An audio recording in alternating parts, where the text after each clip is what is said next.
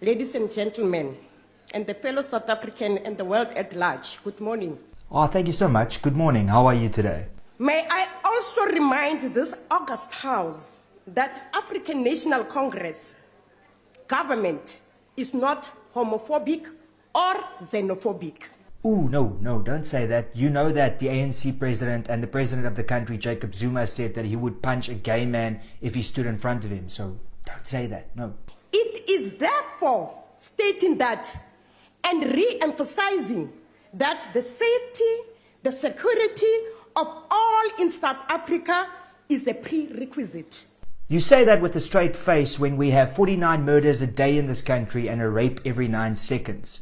Not all that visit our beautiful country come with the right intention. Ooh, here we go. Wait for it. As they did in 2,000 years ago. 2,000 years ago. Jesus? By the person named Van Riebeeck. Oh, of course. Jesus van Riebeeck. They stole everything. Alright, so with all seriousness, let's focus on the real issue here. The Bushmen and the San were the only tribes that were literally in South Africa at that time. Now, I'm also not going to get suckered into what Jan van Riebeeck and the white man brought to this country, because I'm not arguing this point as a white person. I'm arguing this point as a South African. Even our dignity, because they took an advantage of our kindness. It's pretty clear that the ANC has now gone back to race, as they literally have nothing left that's credible enough for them to secure votes in the upcoming election. But it's fine, let's listen what she has to say still. No, these criminal injustices, cruel tendencies to our fellow South Africans. Okay, cool. Now, with that being said, you are clearly blaming Jan van Riebeeck and whiteness for all the problems that we face in South Africa at the moment. I've just got a couple of examples I'd like to throw past you to tell me if this is also Jan van Riebeeck's fault. The ANC's failure to keep the lights on in South Africa through Eskom. The unemployment rate that literally means 1 out of every 4 people in this country can't find a job. The poverty rate in which millions of people still live below the breadline in South Africa. The crime rate in which 49 murders take place in this country every single day. Is that also Jan van Riebeeck's fault, or is that maybe the ANC's failure to deliver services in this country?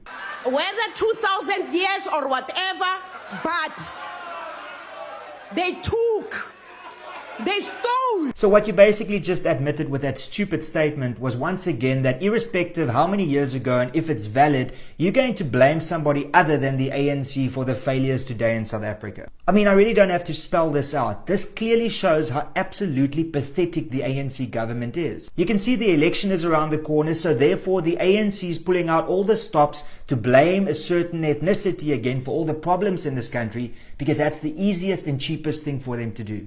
They stole our land. Also, just to correct you there, as you are stating our land, don't forget that as much as you want to blame the Afrikaner and the British for stealing land back in the day, the Zulus and the Xhosas did exactly the same to the Khoisan and to the Bushmen. So once again, I'm not debating this as a white individual, I'm debating this as a South African based on facts. This is the story to tell our children. So what you want to tell your children is a lie in essence, but you don't care because it furthers your agenda. And how do I know that this is purely just about the elections and nothing more? Well, do not vote for DA or EFF. Your time vote for the has ANC. expired. I thank you.